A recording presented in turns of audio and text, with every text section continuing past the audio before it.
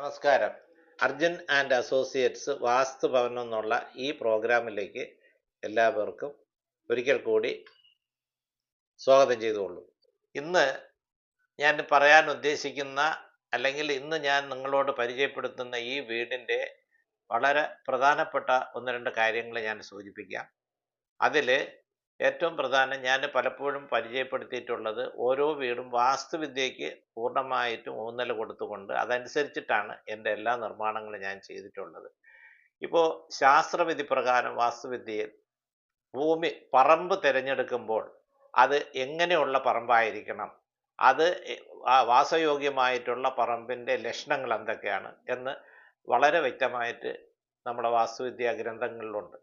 അതിൽ നമുക്കൊരു ഏറ്റവും ഉത്തമമായ ഒരു ഭൂമി തിരഞ്ഞെടുക്കുമ്പോൾ പറമ്പിൻ്റെ ഷേപ്പിന് ഒരു പ്രാധാന്യമുണ്ട്. പിന്നെ അതുപോലെ തന്നെ അതിൻ്റെ ചരിവിന് പ്രാധാന്യമുണ്ട്. എങ്ങോട്ടാണ് ചരിവെന്നുള്ളത് നോക്കി അതൊക്കെ അനുസരിച്ചിട്ടാണ് നല്ല ഒരു വാസയോഗ്യമായ ഉത്തമമായ ഭൂമി ഏതാണെന്ന് നമ്മൾ ആദ്യം തീരുമാനിക്കുന്നത്. അപ്പോൾ ഒരു വീട് വയ്ക്കാനായിട്ട് വാസ്തുവിദ്യയായിട്ട് ബന്ധപ്പെട്ട് ആണ് നമ്മൾ ചിന്തിക്കുന്നതെങ്കിൽ ആദ്യം ഈ പറമ്പിൻ്റെ ചരിവും അതിൻ്റെ ഷേപ്പും വളരെ പ്രധാനമാണ്. അപ്പോൾ അതിൽ പറഞ്ഞിട്ടുണ്ട്, നമ്മളെ വാസ്തുവിദ്യാ ഗ്രന്ഥങ്ങളിൽ പറഞ്ഞപ്പോൾ പറമ്പിൻ്റെ ഷേപ്പ് നമുക്ക് വൃത്തം, അർത്ഥവൃത്തം, പിന്നെ ട്രയാങ്കിളോട് കൂടിയ സ്ഥലം, ഇങ്ങനെ ഓരോ അതിൻ്റെ പ്രത്യേകതകൾ അതിനകത്ത് പറയുന്നുണ്ട്. അപ്പോൾ അത് അങ്ങനെയുള്ള ഒരു പറമ്പാണ് നമ്മൾ പോയി ലക്ഷണശാസ്ത്രം നോക്കി പറയണമെങ്കിൽ അത് എങ്ങനെയായിരിക്കും നമ്മൾ ആ പറമ്പിനെ യൂസ് ചെയ്യേണ്ടത്. പൂർണ്ണമായിട്ടും ഈ പറമ്പിൽ വീടേ പണിയാൻ പാടില്ല, ശാസ്ത്രത്തിൽ ഇങ്ങനെ പറയുന്നത് കൊണ്ട് നമുക്ക് ഇതിൻ്റെ പൂർണ്ണമായിട്ട് പറമ്പിൽ നമ്മൾ വീട് പണിയാൻ പാടില്ല എന്ന് പറഞ്ഞിട്ട് പോകുന്നതാണോ, അത് പ്രായോഗിക തലത്തിൽ അതിൻ്റെ അന്തസ്സത്വം ഉൾക്കൊണ്ടുകൊണ്ട് ശാസ്ത്രത്തിൽ എന്താണ് അതുകൊണ്ട് ഉദ്ദേശിക്കുന്നതെന്ന് മനസ്സിലാക്കിയിട്ട് അതിനെ ശാസ്ത്രവിധി പ്രകാരം ഉൾപ്പെടുത്തുന്നതോടൊപ്പം തന്നെ അത് പരിഹരിച്ച് എങ്ങനെ ഒരു വീട് പണിയാൻ പറ്റും എന്നുള്ള ഒരു കാര്യവും കൂടി നമ്മൾ ചിന്തിക്കേണ്ട ഒരു വിഷയമുണ്ട്. പരിചയസമ്പന്നനായ ഒരു വാസ്തുവിദ്യാ വിദഗ്ധൻ ഇതെല്ലാം പരിഗണിച്ചിട്ടാണ് പണ്ട് കാലങ്ങളിൽ ധാരാളം വീടുകൾ നമുക്ക് കൺമുമ്പിലുണ്ട്. അത് കുറേയൊക്കെ നമുക്ക് പോയി പരിശോധിച്ചാലേ അത് മനസ്സിലാവുള്ളൂ. അങ്ങനെ ഞാൻ ഒരുപാട് പഠനങ്ങൾ നടത്തിയതിൻ്റെ അടിസ്ഥാനത്തിലാണ് ഈ കാര്യങ്ങളൊക്കെ ഞാൻ പ്രായോഗിക തലത്തിൽ കൊണ്ടുവന്നിട്ടുള്ളത്. നമ്മൾ ഒരു പറമ്പിൻ്റെ ഷേപ്പ് അല്ലെങ്കിൽ അതിൻ്റെ ആകൃതി വാസ്തുവിദ്യ അനുസരിച്ചിട്ട് ശാസ്ത്രവിധി പ്രകാരം അത് എങ്ങനെ ആയിരിക്കണം, ഉത്തമമായിട്ടുള്ള ഒരു ഭൂമി ഏതാണ്, അതിൽ ഒരു പറമ്പിൻ്റെ ഷേപ്പിന് വളരെ പ്രാധാന്യം കൽപ്പിക്കുന്നുണ്ട്, അത് പറയുന്നുണ്ട്. അപ്പോൾ അതിൽ ആ പറമ്പിൻ്റെ ഷേപ്പിനെ പറ്റി വളരെ വിശദമായിട്ട് നമ്മളെ ശാസ്ത്ര ഗ്രന്ഥങ്ങളിൽ പറഞ്ഞിട്ടുണ്ട്. അത് നമുക്ക് അറിയാവുന്നവർ നോക്കുമ്പോൾ മനസ്സിലാവും. ഞാൻ എപ്പോഴും ശാസ്ത്രത്തെയും അതിൽ നിന്ന് പ്രായോഗികമായിട്ട് ഇന്നത്തെ കാലഘട്ടത്തിൽ ഇന്നത്തെ രീതിയിൽ എങ്ങനെ ഒരു വീട് പണിയാം എന്നുള്ളതിനെ പറ്റി ചിന്തിച്ച് ചെയ്യുന്ന ഒരു വ്യക്തിയാണ്. അപ്പോൾ എന്നെ സംബന്ധിച്ചിടത്തോളം ഒരു സ്ഥലം പറഞ്ഞിട്ട് അല്ലെങ്കിൽ ഒരു വസ്തു പോയി കണ്ട് ഒരു പ്ലോട്ട് കണ്ടിട്ട് ആ വീട് ശാസ്ത്രവിധി പ്രകാരം ശാസ്ത്രത്തിൽ ഇന്ന രീതിയിലാണ് അത് പറയുന്നത്, അതുകൊണ്ട് അതിന് അനുയോജ്യമല്ല ആ ഭൂമി എന്ന് പറഞ്ഞ് അവരെ അതിൽ നിന്ന് ഒഴിവാക്കുകയല്ല, അതല്ല വേണ്ടത്. കാരണം നമുക്ക് പണ്ടുകാലത്ത് ഈ ശാസ്ത്ര ഗ്രന്ഥങ്ങളൊക്കെ എഴുതിയപ്പോൾ ഒരുപാട് ലഭ്യതയുള്ള സമയമാണ്, ജനസംഖ്യ അത്രയും കുറവായിരുന്നു. അന്ന് ഈ പറയും പോലെ ഭൂമിക്ക് ദൗർബല്യമില്ല. ഇന്ന് നമ്മൾ പിന്നെ ടൗൺഷിപ്പായിട്ട് മാറുകയും വളരെ പരിമിതമായ സ്ഥലം 5 സെൻറ്റ് മുതൽ 3 സെൻറ്റ് മുതൽ അങ്ങോട്ട് നമുക്ക് വീട് വയ്ക്കേണ്ട ഒരു സിറ്റുവേഷൻ വരുമ്പോൾ ഇതിന് നമ്മൾ പ്രാധാന്യം കൊടുക്കണം. വാസ്തുവിദ്യ അനുസരിച്ചിട്ട് ഒരു പറമ്പ് കിട്ടുമ്പോൾ അത് നല്ലതാണോ ചീത്തയാണോ എന്നുള്ളത് അതിൽ പറയുമ്പോൾ, ഇപ്പം ഞാൻ തന്നെ ഇത് പറഞ്ഞ് ഒരു വീട് പണിതു. കുറച്ച് ദിവസം കഴിയുമ്പോൾ വേറൊരു വാസ്തുവിദ്യാ വിദഗ്ധൻ എന്ന് പറയുന്നത്, ഈ പറമ്പിൽ വീട് വെച്ചാൽ നിങ്ങൾക്ക് ദാരിദ്ര്യമായിരിക്കും ഫലം, ഇല്ലെങ്കിൽ ഇവിടെ കുഷ്ഠരോഗം വരും, അല്ലെങ്കിൽ മരണം സംഭവിക്കും. ഇങ്ങനെ നിരന്തരം പറയുന്ന ഒരു രീതിയും കൂടെ ഈ പുതിയ കാലഘട്ടത്തിൽ നമ്മൾ വന്നിട്ടുണ്ട്. അത് ഞാൻ മനസ്സിലാക്കി അതിനെപ്പറ്റിയൊന്നും ഞാൻ കൂടുതലോട്ട് പറയുന്നത്, ആരാണോ അങ്ങനെ പറയുന്നത് അവർക്കിത് മനസ്സിലാവുമെന്ന് ഞാൻ വിശ്വസിക്കുന്നു.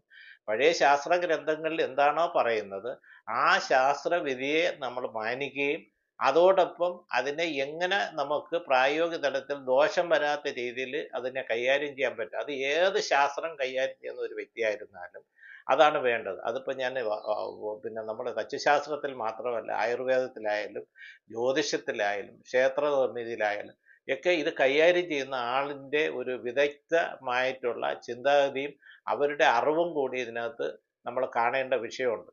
അപ്പോൾ പഴയ കാലത്ത് നിങ്ങൾ ശ്രദ്ധിച്ചാൽ മനസ്സിലാവും, ഓരോ നിർമ്മിതികളും പഴയ നാലുകെട്ടും തറവാടുകളും വാസ്തുവിദ്യ അനുസരിച്ചിട്ടാണ് പൂർണ്ണമായിട്ട് പണ്ട് കാലത്ത് ചെയ്തത്. അതിന് മാറ്റം വന്നിട്ട് ഇപ്പോൾ നമുക്ക് എഞ്ചിനീയറിങ്, ആർക്കിടെക്ചറും മറ്റു കാര്യങ്ങളും വന്നു, വളരെ അധികം അതിന് സ്വാധീനം വന്നു.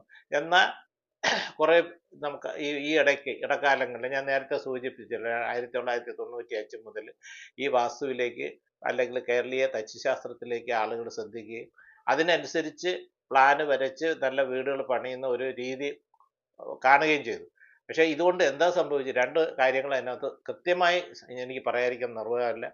ഇതിലെ കുറച്ച് ജനങ്ങളിൽ വിശ്വാസം വന്നപ്പോൾ ഇതിനെ വേറൊരു തരത്തിൽ എത്തിക്കാനായിട്ട് ഒരു വിഭാഗം രംഗത്ത് വന്നു. അത് നമ്മൾ ആദ്യം ടി വിയിലായിരുന്നാലും യൂട്യൂബിലായാലും മറ്റ് ഗ്രന്ഥങ്ങൾ ഇതൊക്കെ ആയിരുന്നാലും വളരെ വ്യാപകമായിട്ടുള്ള രീതിയിൽ ഈ ഇതിനെപ്പറ്റിയുള്ള തെറ്റായ ഇൻഫർമേഷൻ കൊടുക്കുന്ന ഒരു രീതി കടന്നു കൂടിയിട്ടുണ്ട്. അത് ഞാൻ പറയുന്നത് ശരിയാണോ ഇല്ലയോ എന്നുള്ളത് പ്രേക്ഷകർ തന്നെ അത് വിലയിരുത്തിയാൽ മതി. ഞാൻ അതിലേക്ക് ഇപ്പോൾ കടക്കുന്നില്ല. എങ്കിലും എന്തുകൊണ്ട് ഞാൻ ഇത്രയും ആമുഖമായിട്ട് പറഞ്ഞെന്ന് പറഞ്ഞാൽ, ഞാൻ ഇന്ന് കാണിക്കുന്ന വീട് ഇതിന് ഒരു പ്രത്യക്ഷ ഉദാഹരണമായിട്ട് എങ്ങനെ ചെയ്യാൻ പറ്റും എന്നുള്ളതും, ആ വീട് പണിത് കഴിഞ്ഞിട്ട് ഇത്രയും വർഷമായി, ആറ്റിങ്ങലിനടുത്ത്, ആറ്റിങ്ങൽ ടൗണിനോട് ചേർന്ന് തന്നെ 2016 ഞാൻ പൂർത്തിയാക്കിയ ഒരു വീടാണ് ഇത്. വിദേശത്ത് താമസിക്കുന്ന 2 ആളുകൾ, അവരുടെ ഒരു കുടുംബം, അവർക്ക് വേണ്ടി അവരുടെ ഇഷ്ടപ്രകാരം എന്നെ വന്ന് മനസ്സിലാക്കി അറിഞ്ഞിട്ട് വന്ന് കാണുകയും അങ്ങനെ ഒരു പറമ്പ് എന്നെ കൊണ്ടുവന്ന് കാണിച്ചു. ആ പറമ്പിൻ്റെ ഷേപ്പാണ് നമ്മൾ ആദ്യം ശ്രദ്ധിക്കേണ്ടത്. അപ്പോൾ ഈ പറമ്പ് ഒരു കറക്റ്റ് ട്രയാങ്കിൾ ഷേപ്പിലാണ്, റോഡ് സൈഡാണ്. അവർക്ക് ആ വീട് സ്ഥലം ഭയങ്കരമായിട്ട് അവരുടെ കുടുംബ വകയാണ്, അത്രയും സ്ഥലം അവർക്കുണ്ട്. അവിടെ ഒരു നല്ല നാലുകെട്ടല്ല, കേരളീയ ശൈലിയിലുള്ള തനിമയോടുകൂടിയുള്ള ഒരു വീട് പണിയണം. എൻ്റെ ഒരുപാട് പ്രോഗ്രാമും പിന്നെ ഒക്കെ മനസ്സിലാക്കിയിട്ട് അവർ വിദേശത്തു നിന്ന് വന്നപ്പോൾ എന്നെ തേടി എൻ്റെ ഓഫീസിൽ വരികയും ഞാൻ അവിടെ ചെന്ന് ആ സ്ഥലം കാണുകയും ചെയ്തു. ആ സ്ഥലം കണ്ടപ്പോൾ തീർച്ചയാണ് നമ്മൾ വാസ്തുവിധി പ്രകാരം ഒരിക്കലും അവിടെ ഒരു വീട് പണിയാൻ പറ്റില്ല. കാരണം അതിൻ്റെ ഷേപ്പ് കൃത്യം ട്രയാങ്കിൾ എന്ന് പറഞ്ഞാൽ പക്ക ട്രയാങ്കിളായിട്ടാണ് ആ വസ്തു കിടക്കുന്നത്. അപ്പം ഞാൻ അതിനെപ്പറ്റി നോക്കിയിട്ട് ഞാൻ അവരുടെ ആമുഖമായിട്ട് പറഞ്ഞു, ഇത് ശാസ്ത്ര വിധി പ്രകാരം ഇങ്ങനെയുള്ള പറമ്പിൽ ഇങ്ങനെ ഒരു ഭൂമിയിൽ വീട് പണിയാൻ പാടില്ല എന്നാണ് ശാസ്ത്രം പറയുന്നത്. പക്ഷേ അതല്ല, ഇതിനെ നമ്മൾ വാസ്തുയോഗ്യമാക്കി അതിനെ സ്ക്വയറാക്കി അതിലൊരു വീട് പണിത് കോമ്പസ് വെച്ച് ദിശ ക്രമീകരിച്ച് നല്ലൊരു വീട് പണിതാൽ ഐശ്വര്യമുള്ള ഒരു വീടായിട്ട് അത് മാറും എന്നുള്ളത് ഞാൻ അവരുടെ അടുത്ത് സംസാരിച്ചു. അതിൻ്റെ അടിസ്ഥാനത്തിലാണ് പിന്നെ അതിൻ്റെ പ്ലാനിലേക്കും കാര്യങ്ങളിലേക്കും മുന്നോട്ട് പോയിട്ടുള്ളത്. നമ്മൾ മനുഷ്യാലയ ചന്ദ്രികയിൽ ഈ ഭൂമിയുടെ പറമ്പിൻ്റെ ഷേപ്പിനെ പറ്റി ഒരു ശ്ലോകമുണ്ട്. ആ ശ്ലോകം 28, അതിൽ കൃത്യമായിട്ട്, ഞാൻ അതിൻ്റെ ശ്ലോകമൊന്നും ഇപ്പോൾ വിശദമായിട്ടിവിടെ പറയാൻ നിൽക്കുന്നില്ല, സമയക്കുറവുണ്ട്, എങ്കിലും ഞാൻ ചുരുക്കി പറയാം. വൃത്തകാരമായും അർദ്ധചന്ദ്രകാരമായും 3ഉം 5ഉം 6ഉം കോണുകളുമായും ശൂലം, മുറം എന്നിവ പോലെ ആകാരമായും മത്സ്യം, ആന, ആമ ഇവയുടെ മുറം പോലെ ആകാരമായും പശുവിൻ്റെ മുഖം പോലെ ഉള്ളതുമായ ചാരം, കരിക്കട്ട, ഉമി, എല്ല്, തലമുടി, കൃമി, പുറ്റ് മുതലായവ കൂടിയും മധ്യഭാഗത്തുള്ള താഴ്ചയുള്ളതും ഉള്ളിൽ പൊള്ളയായതുമായ ഒരു ഭൂമിയാണെങ്കിൽ അത് വാസ്തുപരമായിട്ട് നല്ലതല്ല എന്നാണ് ആ ശ്ലോക സഹിതം പറയുന്നത്. അപ്പം ഞാൻ ഇത് ഇങ്ങനെ എടുത്തു പറയാനുള്ള ഒരു പ്രധാന കാരണം എന്ന് പറഞ്ഞാൽ, ഈ വസ്തുവിൻ്റെ ഷേപ്പ് അങ്ങനെ ഈ പറഞ്ഞാൽ ത്രികോണമായിട്ടുള്ള ഒരു വസ്തുവാണ്. ത്രികോണമായിട്ടുള്ള ഒരു വസ്തുവിലാണ് ഞാൻ ഈ വീട് പ്ലാൻ വരച്ച് പൂർത്തിയാക്കി. ഇത്രയും വർഷം കഴിഞ്ഞു, ഇപ്പോഴും വളരെ ഐശ്വര്യത്തോടു കൂടി അവർ താമസിക്കുന്നു. അവർക്ക് വിദേശത്ത് ഇപ്പോഴും അവർ വിദേശത്താണ്. അവർ ഇടയ്ക്കിടയ്ക്ക് വരുന്നു, കുടുംബസമേതം ഇവിടെ താമസിക്കുന്നു. വരുമ്പോഴൊക്കെ എന്നെ ബന്ധപ്പെടാറുണ്ട്. നല്ല ഐശ്വര്യമുള്ള ഒരു വീടായിട്ട് നമുക്ക് ഈ വീട് കാണുമ്പോൾ തന്നെ മനസ്സിലാവും. കഴിഞ്ഞ ദിവസം ഞാൻ അതുവഴി പോയപ്പോൾ ഈ വീട് ഒന്ന് ഇറങ്ങി ഇപ്പോഴത്തെ ഒരു രീതിയിലുള്ള ഒരു വീഡിയോ ഞാൻ ഇതിനകത്ത് ഉൾപ്പെടുത്തുന്നുണ്ട്. നിങ്ങളത് ശ്രദ്ധിച്ചാൽ മനസ്സിലാവും. ഈ 2016 ചെയ്ത വീട് ഈ 2025 അത് എങ്ങനെ ഇരിക്കുന്നു, എന്നുള്ളത് നമുക്ക് ഈ വീഡിയോ പഴയതും പുതിയതിൻ്റെ ഫോട്ടോ ഞാൻ ഇതിനകത്ത് വീഡിയോ കാണിക്കുന്നുണ്ട്. അത് കാണുമ്പോൾ നമുക്ക് മനസ്സിലാവും. അപ്പോൾ ഇങ്ങനെയാണ് യഥാർത്ഥത്തിൽ ഒരു നല്ല വീട് വാസ്തുവിദ്യ അനുസരിച്ചിട്ട് നമുക്ക് പണിയാൻ പറ്റുമെന്നുള്ളത് ഒരു ചെറിയ ഇത് സൂചന തരാൻ വേണ്ടി മാത്രമാണ് ഞാൻ ഇത്രയും പറഞ്ഞത്. ഇനി നമുക്കിതിൻ്റെ വാസ്തുപരമായിട്ടുള്ള പ്ലാനും അതിൻ്റെ അളവുകളും അതിലേക്ക് കടക്കാം. അതിൽ ഈ പറമ്പ് വസ്തു എന്നുള്ളത് 14 സെൻറ്റാണ്. 14 സെൻറ്റാണ് ഈ പ്ലോട്ട്. അത് നേരത്തെ സൂചിപ്പിച്ചുള്ള റോഡ് സൈഡിലാണ്. ആ റോഡ് സൈഡിൽ കറക്റ്റായിട്ട് അതിൻ്റെ നീളവും അതിൻ്റെ ഈ പ്ലാന് നമ്മൾ അതിനകത്ത് സ്കെച്ച് മനസ്സിലാക്കുമ്പോൾ കാണാൻ പറ്റും. അതിനകത്ത് ഞാൻ ആദ്യം ഒരു സ്ക്വയർ ഉണ്ടാക്കി. കോമ്പസ് വെച്ചിട്ട് കൃത്യമായിട്ട് ദിശ ക്രമീകരിച്ച് കിഴക്ക് പടിഞ്ഞാറും തെക്ക് വടക്കും കോമ്പസ് ആ പ്ലോട്ടിൽ കൊണ്ടുവച്ച് അതിനനുസരിച്ച് ഒരു ചരട് കെട്ടി അതിൽ നിന്ന് ഒരു സ്ക്വയർ ഉണ്ടാക്കിയിട്ടാണ് പിന്നെ ആ പ്ലാനിലേക്ക് ഞാൻ തുടക്കം കുറിക്കുന്നത്. അപ്പോൾ അതിൽ ഇതിൻ്റെ ദർശനം എന്ന് പറഞ്ഞാൽ എനിക്ക് കൃത്യമായിട്ട് പടിഞ്ഞാറ് ദർശനം, വീട് കിഴക്കും പടിഞ്ഞാറ് ദർശനവും. അപ്പോൾ അതിൻ്റെ കണക്കെന്ന് പറഞ്ഞാൽ ദ്വിജയോനിയുടെ കണക്ക് 80 കോൽ 8 അംഗുലം എന്നുള്ള മെയിൻ ചുറ്റളവെടുത്ത് ദ്വിജയോനിയുടെ കണക്കിട്ടാണ് ഇതിൻ്റെ പ്ലാന് തയ്യാറാക്കിയിരിക്കുന്നത്. അപ്പോൾ പടിഞ്ഞാറോട്ടുള്ള മെയിൻ എൻട്രൻസ്, അവിടെ ഒരു പൂമുഖമുണ്ട്. അവിടെ നിന്ന് നേരെ ഈ റോഡിലേക്ക് ഇറങ്ങുമ്പോൾ ഒരു സിംഗിൾ ഗേറ്റ് കൊടുത്തിട്ടുണ്ട്. മറുവശത്ത് വടക്ക് വശത്ത് ഒരു എൻട്രൻസ് കൊടുത്തിട്ടുണ്ട്. അവിടെ കൂടെ കാറ് കയറുന്നതിനുള്ള എൻട്രൻസ് അവിടെ കൊടുത്തിട്ടുണ്ട്. അപ്പോൾ എങ്ങനെ നോക്കിയാലും റോഡിൽ നിന്ന് നോക്കുമ്പോൾ ഈ വീട്ടിൻ്റെ ഒരു ഭംഗി അത് ഏറ്റവും നല്ല രീതിയിൽ ഈ വസ്തുവിൽ എനിക്ക് പൂർത്തിയാക്കി കൊടുക്കാനായിട്ട് സാധിച്ചിട്ടുണ്ട്. അപ്പോൾ അത് ഇനി അടുത്ത് നമുക്കതിൻ്റെ പ്ലാനിലേക്ക് തന്നെ കിടക്കാം. ഞാൻ നേരത്തെ സൂചിപ്പിച്ചു ഈ വീടിൻ്റെ ചുറ്റളവ് എന്ന് പറഞ്ഞത് 80 കോൽ 8 അംഗുലം ദ്വിജയോനിയുടെ കണക്ക്. അത് ഏറ്റവും ഉത്തമമായിട്ടുള്ള ഒരു കണക്കാണ്. ഞാൻ ഈ അളവിൽ തന്നെ ഒരുപാട് വീടുകൾ പൂർത്തിയാക്കിയ ഒരു വ്യക്തിയും കൂടെയാണ്. ആ വീടിൻ്റെ ഈ ചുറ്റളവിൻ്റെ ഒരു ഐശ്വര്യം എന്ന് പറഞ്ഞത് ഞാൻ 1996 കാക്കനാട് ഒരു വീട് പണിതതും ഇതേ അളവിലാണ്. അത് ഈ ഇടയ്ക്ക് ഞാൻ പോയി അത് പരിശോധിച്ചപ്പോൾ ഇത്രയും വർഷമായിട്ട് അതിൻ്റെ ഐശ്വര്യവും അതിൽ താമസിക്കുന്നവരുടെ അഭിപ്രായമൊക്കെ നമുക്ക് മനസ്സിലാക്കാൻ പറ്റും. അപ്പോൾ ഈ ചുറ്റളവിന് ഈ ഒരു വാസ്തുവിദ്യ അനുസരിച്ച് ഒരു പ്ലാന് വരച്ചിട്ട് അതിനകത്ത് താമസിച്ച് അവർക്ക് അനുഭവം കൂടെ നേരെയാണെങ്കിൽ മാത്രമേ നമുക്ക് ഈ ശാസ്ത്രത്തെ ശരിയെന്ന് പറയാൻ പറ്റുള്ളൂ. ആരെങ്കിലും തന്നെ ഇത് തെറ്റാണ്, നിങ്ങൾ പറയുന്ന ഈ ശാസ്ത്രമൊന്നും വലിയ കാര്യമൊന്നുമില്ല, ഇതൊന്നും ആര് നോക്കുന്നു എന്ന് പറഞ്ഞാൽ അവരുടെ അടുത്ത് നമുക്ക് വ്യക്തമായിട്ട് പറയാം അങ്ങനെയല്ല, ഇതിനകത്ത് വസ്തുതകളുണ്ട് എന്ന് തറപ്പിച്ച് പറയണമെങ്കിൽ ഈ രണ്ടും നമുക്ക് വേണം. ഇനി ഇതിൻ്റെ അളവെന്ന് പറഞ്ഞത് ചുറ്റളവ് ഞാൻ പറഞ്ഞു 80 കോൽ 8 അംഗുലമാണ്.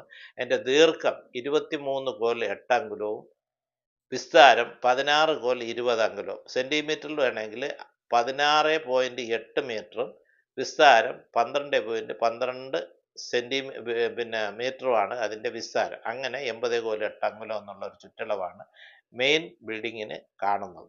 ഇപ്പോൾ പിന്നെ വരുന്നത് ഇതിൻ്റെ ഓരോ മുറികളുടെയും കണക്കുകളാണ്.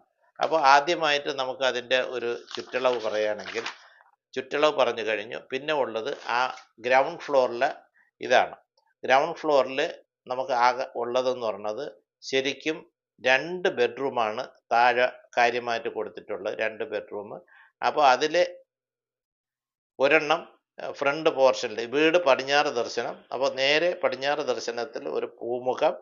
ആ പൂമുഖം എൽ ഷേപ്പിന് ഒരു വരാന്തയുണ്ട്. അത് വടക്ക് വശത്തും ഒരു പോർട്ടിക്കോ എക്സ്റ്റെൻഡ് ചെയ്ത് അത് കാർപോച്ചായിട്ട് മാറ്റിയിട്ടുണ്ട്. അപ്പോൾ അവിടെ കൂടെ ഒരു ഗേറ്റ് കൊടുത്ത് നേരെ ഈ വീട്ടിലേക്ക് കയറാം. അപ്പോൾ അങ്ങനെ നോക്കിയാലും ആ വീടിൻ്റെ മുൻവശം അതാണെന്ന് ഫീൽ ചെയ്യും. മറിച്ച് പടിഞ്ഞാറ് ദർശനം അനുസരിച്ച് ഒരു പൂമുഖം ചെറുതായിട്ട് കൊടുത്തിട്ടുണ്ട്. അത് നമുക്ക് ഒരു സിംഗിൾ ഗേറ്റ് വഴി അതും വീടിൻ്റെ മുൻവശമായിട്ട് തോന്നത്തക്ക രീതിയിലാണ് അത് ഞാൻ ചെയ്തിട്ടുള്ളത്. അത് കഴിഞ്ഞ് നേരെ നമ്മൾ വരാന്ത കഴിഞ്ഞിട്ട് അടുത്ത് വരുന്നത് അതിൻ്റെ ഡ്രോയിങ് ഹാളാണ്. അപ്പോൾ ഇതിനു മുമ്പ് ഡ്രോയിങ് ഹാള് അതും കൃത്യമായ വാസ്തുവിദ്യ അനുസരിച്ചിട്ടാണ് ചെയ്തിരിക്കുന്നത്. 7 കോൽ 14 അംഗുലവും 5 കോൽ 6 അംഗുലവും എന്നുള്ള ചുറ്റളവാണ്. 546x378 എന്നുള്ള ഒരു കണക്കിലാണ് ഇതിൻ്റെ ഡ്രോയിങ് ഹാൾ കൊടുത്തിരിക്കുന്നത്. പിന്നെ അതിനോടനുബന്ധിച്ച് ഒരു ബെഡ്റൂമുണ്ട്. ആ ബെഡ്റൂമിൻ്റെ അളവെന്ന് പറയുന്നതും 5 കോൽ ചുറ്റളവ് 6 കോൽ 14 അங்குലമുള്ള ഒരു ചുറ്റളവാണ് ആ ബെഡ്റൂമിൻ്റെ അളവ്. അത് 444 × 360 എന്നുള്ള ഒരു കണക്കിലാണ് അത് കൊടുത്തിരിക്കുന്നത്. അതിൽ ഒരു ചെറിയൊരു പോർഷൻ ഒരു നല്ല ടോയ്ലറ്റ് ഉണ്ട്, അതിൽ എൻട്രൻസും അതുവഴി ഇങ്ങനെ കൊടുത്തിട്ടുണ്ട്. പിന്നെ വരുന്നത് നേരെ ഡൈനിങ് ഹാളാണ്. ആ ഡൈനിങ് ഹാളിൻ്റെ ലെഫ്റ്റ് സൈഡിൽ നമ്മൾ വീട്ടിൽ നിന്ന് കയറുമ്പോൾ ലെഫ്റ്റ് സൈഡിൽ ഒരു സ്റ്റെയർ, ഒരു സ്പൈറൽ ഹാഫ് റൗണ്ടിലുള്ള ഒരു സ്പൈറൽ സ്റ്റെയർ കാണുന്നുണ്ട്. അതും കണക്കിലാണ്. 11 കോൽ 16 അങ്കുലം, 5 കോൽ 22 അങ്കുലം എന്നുള്ള അളവാണ് ആ ഡൈനിങ് ഹാളിന് കൊടുത്തിരിക്കുന്നത്. പിന്നെ വലതുവശത്ത് നമ്മൾ വടക്കോട്ട് ഇറങ്ങുന്ന ഡോറിൻ്റെ മുൻവശത്തായിട്ട് ഒരു പൂജാമുറി അവിടെ അറേഞ്ച് ചെയ്തിട്ടുണ്ട്. അതും 3 കോൽ അളവും 2 കോൽ 2 അങ്കുലം എന്നുള്ള ഒരു ചുറ്റളവിനാണ് പൂജാമുറിക്ക് കണക്ക് കൊടുത്തിരിക്കുന്നത്. പിന്നെ വരുന്നത് നേരെ കാണുന്നത് കിച്ചണാണ്. കിച്ചൺ അതും നമുക്ക് വാസ്തുവിദ്യ അനുസരിച്ചിട്ട് 342 340 എന്നുള്ള ഒരു ചുറ്റളവ് അതും കൊടുത്തിട്ടുണ്ട്. അതും വാസ്തുവിദ്യ അനുസരിച്ചിട്ടാണ് അതിൻ്റെ കണക്കുകൾ പോയിരിക്കുന്നത്. 6 കോൽ 2 അങ്കുലം, 4 കോൽ 18 അങ്കുലം എന്നുള്ള ഒരു ചുറ്റളവാണ് കിച്ചണിന് കൊടുത്തിരിക്കുന്നത്. പിന്നെ വരുന്നത് ഒരു ബെഡ്റൂമാണ്. അത് 4 കോൽ 18 അങ്കുലവും 6 കോൽ 2 അങ്കുലം എന്നുള്ള ഒരളവാണ്. 342 × 438 എന്നുള്ള ഒരളവാണ് അതിന് കൊടുത്തിരിക്കുന്നത്. അപ്പോൾ എല്ലാം വാസ്തുവിദ്യ അനുസരിച്ചിട്ടുള്ള കണക്ക്, ചുറ്റളവ്, ദർശനം, ഇതിൻ്റെ മധ്യസൂത്രം. അപ്പോൾ നേരെ മെയിൻ ഡോർ വരുന്ന നമ്മൾ നോക്കിയാൽ മനസ്സിലാവും. നേരെ മെയിൻ റോഡ് കഴിഞ്ഞ് മെയിൻ ഡോറ് കഴിഞ്ഞ് അകത്തോട്ട് കയറുമ്പോൾ പിന്നെ വരുന്ന നേരെ കിച്ചണിൽ കൂടി ഒരു വിൻഡോ വെച്ചിട്ട് ഈ മധ്യസൂത്രം അടയാത്ത രീതിയിലാണ് അതിൻ്റെ പ്ലാന് വാസ്തുവിദ്യ അനുസരിച്ചിട്ട് ഞാൻ തയ്യാറാക്കി പൂർത്തിയായിട്ടുള്ളത്. ഇനി ഇതിൻ്റെ നമ്മൾ ഫസ്റ്റ് ഫ്ലോറിലേക്ക് കടക്കുകയാണെങ്കിൽ നേരെ സ്റ്റെയർ കയറി വരുമ്പോൾ അവിടെ ഒരു ഫാമിലി ലിവിങ് സ്പേസ്, ഇത്തിരി വിശാലമായിട്ടുള്ള ഒരു ഫാമിലി ലിവിങ് സ്പേസ് കൊടുത്തിട്ടുണ്ട്. 602 × 426 എന്നുള്ള ഒരളവാണ് അതിനകത്ത് കൊടുത്തിരിക്കുന്നത്. അതിനോട് ചേർത്ത് തന്നെ വടക്ക് വശത്ത് ഒരു ചെറിയ ബാൽക്കണിയും കാണാം. ആ ബാൽക്കണി ഇന്ന് നമുക്ക് പുറത്തോട്ട് റോഡിലേക്ക് പോകുമ്പോൾ നല്ലൊരു വ്യൂ അതിനകത്ത് അത് കിട്ടുന്നുണ്ട്. പിന്നെ വരുന്നത് മുകളിൽ 3 ബെഡ്റൂമാണ്. അതിൽ ഒരെണ്ണം ഈ വടക്ക് കിഴക്ക് ഭാഗത്തായിട്ട് വരുന്നുണ്ട്. അതിൽ വടക്ക് കിഴക്ക് ഭാഗത്തായതുകൊണ്ട് ആ കോർണറിലൊന്നും ടോയ്ലറ്റ് വരാതെ അവിടെ ഒരു ഡ്രസ് ഏരിയ കൊടുത്തു. അത് കഴിഞ്ഞ് ബെഡ്റൂമായി. ആ ബെഡ്റൂമിൻ്റെ അളവെന്ന് 5×18 6 കോൽ 2 അങ്കുലം എന്നുള്ള ഒരളവാണ് ആ ബെഡ്റൂമിന് വന്നിട്ടുള്ളത്. ഇവിടെ ശ്രദ്ധിക്കണം, ഞാൻ ഈ വടക്ക് കിഴക്കേ ഭാഗത്ത് ഒരു ബെഡ്റൂം കൊടുക്കേണ്ട ഒരു സാഹചര്യം വന്നപ്പോൾ ശാസ്ത്രവിധി പ്രകാരം ദോഷം വരാതെ അവിടെ ഞാൻ ചെയ്തതെന്തെന്ന് വെച്ചാൽ അവിടെ ഒരു ഡ്രസ് ഏരിയ ഒഴിച്ചിട്ടു. എന്നിട്ട് അതിനിപ്പുറത്ത് ടോയ്ലറ്റ് കൊടുത്തു. ഇങ്ങനെയൊക്കെ ചെയ്യാം. ഇങ്ങനെയൊക്കെ ഇതല്ലാതെ ചുമ്മാ വെറുതെ നമ്മൾ ഇതൊക്കെ ചെയ്തു കഴിഞ്ഞ ആപത്താണെന്ന് പറയുന്നത് തെറ്റാണെന്ന് ഞാനിത് വ്യക്തമായ ഇത് അനുഭവത്തിൻ്റെ വെളിച്ചത്തിലാണ് ഞാൻ പറയുന്നത്. അത് കഴിഞ്ഞ് അടുത്ത ബെഡ്റൂം എന്ന് പറയുന്നത് 342 438 എന്നുള്ള ഒരു കണക്കാണ്. 6 കോൽ 2 അങ്കുലവും 4 കോൽ 18 അങ്കുലം എന്നുള്ള ചുറ്റളവിലുള്ള അടുത്ത ബെഡ്റൂം. അതിനും ഡ്രസ്സും ടോയ്ലറ്റും സൗകര്യം ചെയ്തിട്ടുണ്ട്. ഇതിൻ്റെ മൂന്നാമത്തെ ബെഡ്റൂം അളവ് പറയുകയാണെങ്കിൽ 5 കോലും 6 കോല് 4 അങ്കുലം എന്നുള്ള ഒരു ചുറ്റളവാണ്. അത് 444 × 360 എന്നുള്ള ഒരു കണക്കിലാണ് അത് കൊടുത്തിരിക്കുന്നത്. അതും ഒരു അറ്റാച്ച്ഡ് ടോയ്ലറ്റ്, ഡ്രസ്സ് എല്ലാ ഏരിയയും കൂടി ചേർത്തിട്ടുള്ള ഒരെണ്ണമാണ്. പിന്നെ ഒരു ഓഫീസ് ലൈബ്രറി പോലെ ഒരു പോർഷനുണ്ട്. അത് വളരെ ഇതുള്ള ഒരു സ്ഥലമാണ്. അതും വാസ്തുവിദ്യ അനുസരിച്ചിട്ടുള്ള കണക്കിലാണ് കൊടുത്തത്. 7 കോൽ 14 അങ്കുലം, 5 കോൽ 6 അങ്കുലം എന്നുള്ള ഒരളവ് പൂർണ്ണമായിട്ടും ഇതിൻ്റെ ഗ്രൗണ്ട് ഫ്ലോറും ഫസ്റ്റ് ഫ്ലോറും വാസ്തുവിദ്യ അനുസരിച്ചിട്ടുള്ള കണക്കുകൾ ഉൾപ്പെടുത്തിയിട്ടാണ് ഞാൻ ഈ വീട് പൂർത്തിയാക്കിയിട്ടുള്ളത്. ഇതിൻ്റെ വാസ്തുപരമായിട്ടുള്ള കണക്കും കാര്യങ്ങളൊക്കെ ഞാൻ പറഞ്ഞു കഴിഞ്ഞു. ഇനി ആ വീടിൻ്റെ അകത്തെ വിശേഷങ്ങൾ, അതിൻ്റെ ഇൻറ്റീരിയർ നമ്മൾ വാസ്തുപരമായിട്ട് പ്ലാൻ വരച്ച് ചെയ്ത് പൂർത്തിയാക്കിയ ഒരു വീടാണ്. അതിൻ്റെ ഇൻറ്റീരിയർ ഈ 2016 പൂർത്തിയാക്കിയ വീടിൻ്റെ അന്നത്തെ രീതിയിൽ ചെയ്തിട്ടുള്ള ഇൻറ്റീരിയറാണ് നമ്മൾ ഇതിനകത്ത് ഞാൻ പരാമർശിക്കുന്നത്. അതിൽ പ്രധാനമായിട്ട് റോഡിൽ നിന്ന് നോക്കുമ്പോൾ തന്നെ വളരെ വ്യക്തമായിട്ട് കാണാൻ പറ്റും ഇതിൻ്റെ ഒരു എലിവേഷൻ. അപ്പോൾ ഒരു നല്ല കാമ്പൗണ്ട് വാൾ ആ റോഡിന് പാരലായിട്ട് ചെയ്തിട്ടുണ്ട്. ആ ഇതിൽ സ്ക്വയർ നല്ല കൃത്യമായിട്ട് ട്രയാങ്കിളായിട്ടുള്ള ആ വസ്തുവിനെ കോമ്പസ് വെച്ച് അതിനെ കറക്റ്റ് ചെയ്ത് അതിനകത്ത് ആദ്യം ഒരു സ്ക്വയർ ഉണ്ടാക്കി. സ്ക്വയർ അല്ല, റെക്റ്റാങ്കിൾ. ആ റെക്റ്റാങ്കിൾ ഉണ്ടാക്കിയിട്ട് അതിൽ നിന്നാണ് പ്ലാനിലേക്ക് പോകുന്നത്. ആ റെക്റ്റാങ്കിളിൻ്റെ 4 സൈഡും അതിൻ്റെ മിനിമം കൊടുക്കേണ്ട ഒരളവ് കൊടുത്തിട്ടുണ്ട്. തെക്ക് വശത്ത് നമ്മൾ 120 സെൻറ്റിമീറ്റർ, ഒരു കോൽ 16 അங்குലവും, കിഴക്കും പടിഞ്ഞാറും വടക്കും അതിൽ കൂടുതലിട്ട് എന്ന് വെച്ചാൽ 150 180 വരെയുള്ള ഒരു കണക്കിട്ടിട്ട് വാസ്തു അനുസരിച്ചിട്ട് നമുക്കൊരു ഇതുണ്ട്. ഒരു വീടിൻ്റെ ദർശനം അനുസരിച്ച് വീട് കിഴക്കും പടിഞ്ഞാറ് ദർശനമാകുമ്പോൾ അതിൻ്റെ തെക്ക് വശം കുറഞ്ഞ് വടക്ക് കൂടി, കിഴക്ക് വശം കൂടി, പടിഞ്ഞാറ് അതിൽ കൂടണം. ഇങ്ങനെ ഒരു കണക്കാണ് നമ്മൾ വാസ്തുവിദ്യ അനുസരിച്ചിട്ട് പറയുന്നത്. അപ്പോൾ നമുക്ക് 100% അങ്ങനെ കോലളവിൽ എടുക്കാൻ പറ്റിയില്ലെങ്കിൽ ഈ ശാസ്ത്രത്തിൻ്റെ മിനിമം ലെവലിലുള്ള കാര്യങ്ങൾ ചെയ്തിട്ട് അതിനകത്ത് ഒരു ഒരു സ്ക്വയർ പോലെ ഒരു ചെറിയ റെക്റ്റാങ്കിൾ ആയിട്ട് വീടിനെ അതിനകത്ത് ഉൾപ്പെടുത്തി ഈ വാസ്തുവിദ്യ അനുസരിച്ചിട്ടുള്ള അതിനുള്ള ദോഷങ്ങളും മാറിക്കിട്ടുന്ന രീതിയിൽ അത് തയ്യാറാക്കിയിട്ടാണ് ആ പ്ലാന് തയ്യാറാക്കി ആ വീട് പണിതത്. അത് നിങ്ങൾ ഇതിൻ്റെ വെളിയിലുള്ള കാഴ്ച അല്ലെങ്കിൽ ഇതിൻ്റെ എക്സ്റ്റീരിയർ കാണുമ്പോൾ അത് എങ്ങനെയാണ് ഞാനത് ക്രമീകരിച്ചിട്ടുള്ളതെന്നും അതിൻ്റെ ടൈൽ വർക്കും ലാൻഡ്സ്കേപ്പിങ്ങും എല്ലാം ഇതിനോടനുബന്ധിച്ച് കറക്റ്റ് ചെയ്താണ് ഞാൻ കൊടുത്തിട്ടുള്ളത്. ഇനി നമുക്ക് അതിലേക്ക് അതിൻ്റെ അടുത്ത ഇതെന്നുണ്ട് നമ്മളൊരു സിംഗിൾ ഇത് ഗേറ്റിൽ നിന്ന് ഒരു നേരെ മധ്യസൂത്രം കടന്നു പോകുന്ന ലൈനിൽ തന്നെയാണ് അതിൻ്റെ ഗേറ്റ് കൊടുത്തിട്ടുള്ളത്. ആ ഗേറ്റിൽ നിന്ന് നേരെ അകത്തോട്ട് കയറുമ്പോൾ ആദ്യമായിട്ട് ഒരു പൂമുഖം, ആ പൂമുഖത്തിൻ്റെ നേരെ ഒരു ഫ്രണ്ട് ഡോറുണ്ട്.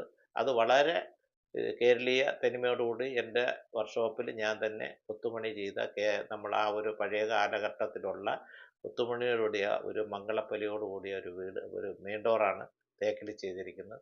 അത് കഴിഞ്ഞിട്ട് പിന്നെ അകത്ത് ഒരു ഡ്രോയിങ് ഹാളാണ്. അതിൻ്റെ ആ ഡ്രോയിങ് ഹാളിൽ നിന്ന് നേരെ പിന്നെ വരുന്ന ഡൈനിങ്, സ്റ്റെയറും നമ്മൾ വുഡിൽ തന്നെയാണ് ചെയ്ത് പോയിരിക്കുന്നത്.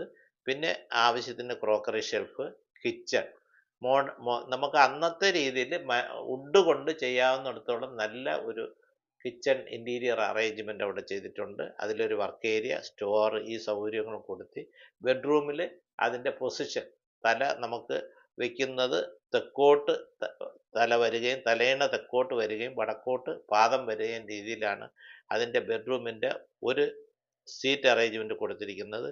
താഴെയുള്ളതിൻ്റെ രണ്ടാമത്തെ ബെഡ്റൂമിൻ്റെ ഇത് കൊടുത്തിരിക്കുന്നത് കിഴക്ക് തല വയ്ക്കുന്ന കണക്കിന് ആണ് അത് കൊടുത്തിരിക്കുക. അങ്ങനെ പൂർണ്ണമായിട്ടും വാസ്തുവിദ്യ അനുസരിച്ചിട്ടുള്ള ഒരു ഇൻറ്റീരിയർ അറേഞ്ച്മെൻറ്റും ഇതിനകത്ത് നമുക്ക് ചെയ്യാൻ പറ്റിയിട്ടുണ്ട്. ഇനി അതിൻ്റെ ഫസ്റ്റ് ഫ്ലോറിലേക്ക് നമുക്ക് പോവാം. അവിടെയും നമ്മൾ സ്റ്റെയർ കയറി വന്നിട്ട് ഒരു ലിവിങ് സ്പേസ്, അത് കഴിഞ്ഞ് 3 ബെഡ്റൂമാണ്. ആ ബെഡ്റൂമും ഇതുപോലെ തന്നെ വാസ്തുവിദ്യ അനുസരിച്ചിട്ട് നമ്മൾക്ക് അതിൻ്റെ കട്ടിലിൻ്റെ പൊസിഷൻ, ഒരെണ്ണം ആദ്യം കാണുന്നതിൽ നമുക്ക് തെക്കോട്ട് തല വെച്ച് കിടക്കുന്ന രീതിയിൽ ആണ് അത് കൊടുത്തിരിക്കുന്നത്. രണ്ടാമത്തെ ബെഡ്റൂം നേരെ കാണുന്ന ബെഡ്റൂമിലും അതിൻ്റെ കട്ടിലിൻ്റെ അറേഞ്ച്മെൻറ്റ് കൊടുത്തിരിക്കുന്നത് തലയിണ തെക്കോട്ട് വെച്ച് കിടക്കുന്ന കണക്കിന് തന്നെയാണ്, വാസ്തുവിദ്യ അനുസരിച്ചിട്ടാണ് അത് വേണ്ടത്. മൂന്നാമത്തെ ബെഡ്റൂമും ഞാൻ 3 ബെഡ്റൂമിൻ്റെയും ബെഡിൻ്റെ പൊസിഷൻ അങ്ങനെ തന്നെയാണ് ഇതിൽ പൂർത്തിയാക്കി കൊടുത്തിട്ടുള്ളത്. അപ്പോൾ ഇതിൻ്റെ ഇൻറ്റീരിയറും എക്സ്റ്റീരിയറും എല്ലാം തന്നെ വാസ്തുവിദ്യയും കൂടെ കണക്ട് ചെയ്താണ് ഞാൻ ചെയ്തിട്ടുള്ളത്. വെളിയിൽ ഇറങ്ങുമ്പോൾ മനസ്സിലാവും ആ റോഡിൽ നിന്ന് അതിൻ്റെ എലിവേഷൻ വളരെ ഭംഗിയായിട്ട് ഞാൻ 2 വീഡിയോ കാണിക്കുന്നുണ്ട്. അതിൽ ആദ്യം വീട് പൂർത്തിയാക്കിയപ്പോൾ ഉള്ള ഒരു വീഡിയോ ഉണ്ട്. ഇപ്പോൾ ഞാൻ കഴിഞ്ഞ ദിവസം എടുത്ത ഒരു വീഡിയോ ഇതിനകത്ത് ഞാൻ കാണിക്കുന്നുണ്ട്. അപ്പോൾ ഇത്രയും വർഷം കഴിഞ്ഞിട്ട് അതിൻ്റെ റൂഫ് ടൈല്, അതിൻ്റെ ക്വാളിറ്റി എല്ലാം ഇപ്പോഴും ആ തനിമയോടുകൂടി നമുക്ക് നിലനിർത്താൻ പറ്റും. അപ്പോൾ തീർച്ചയായിട്ടും ഒരു നല്ല വീടെന്ന് പറയുമ്പോൾ വാസ്തുവിദ്യയുടെ അംശങ്ങളുണ്ടാവണം, അതിൻ്റെ കൺസ്ട്രക്ഷൻ്റെ ക്വാളിറ്റി ഉണ്ടാവണം, അതിൽ താമസിക്കുന്നവർക്ക് മനസ്സമാധാനവും സന്തോഷവും സംതൃപ്തിയും സാമ്പത്തികവും ഉണ്ടാവണം. ഇതെല്ലാം കൂടി ചേരുമ്പോഴാണ് ഉത്തമമായ ഒരു ഭവനം അല്ലെങ്കിൽ ഉത്തമമായ ഒരു വീട് എന്നുള്ള ആ ഒരു കൺസെപ്റ്റ് നമുക്ക് പൂർത്തിയാക്കാൻ കഴിയുന്നത്. അത് തന്നെയാണ് ഞാൻ ഈ വീഡിയോ വഴി അല്ലെങ്കിൽ ഈ യൂട്യൂബ് ചാനൽ വഴി ഞാൻ ശ്രമിച്ചുകൊണ്ടിരിക്കുന്നത്.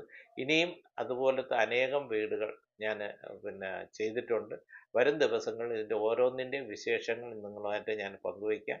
പക്ഷേ ഒരു കാര്യം ഞാൻ സൂചിപ്പിക്കുന്നു, നിങ്ങൾ എൻ്റെ ഈ വീഡിയോ കാണുന്നവർ ആദ്യമായിട്ട് കാണുകയാണെങ്കിൽ അത് സബ്സ്ക്രൈബ് ചെയ്യും, ഈ പ്രോഗ്രാം നല്ല രീതിയിൽ മുന്നോട്ട് പോകാനായിട്ടുള്ള ഒരു പ്രോത്സാഹനം കൂടി നിങ്ങളുടെ ഭാഗത്ത് നിന്ന് വരണമെന്ന് അഭ്യർത്ഥിച്ചുകൊണ്ട് നിർത്തുന്നു. നന്ദി, നമസ്കാരം.